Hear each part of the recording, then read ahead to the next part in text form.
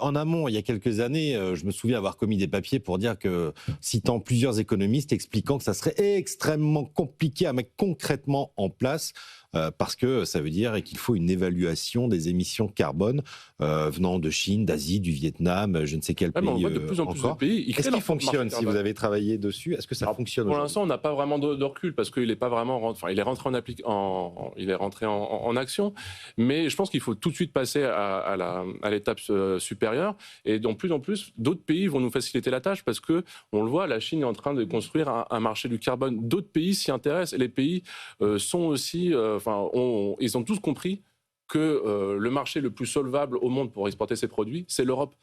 Et à partir de ce moment-là, en fait, c'est ce qu'on voit aussi sur la Chine. Leurs exportations vers l'Union européenne, elles ont explosé à cause des sanctions, enfin des droits de douane américains. Il faut absolument protéger nos marchés.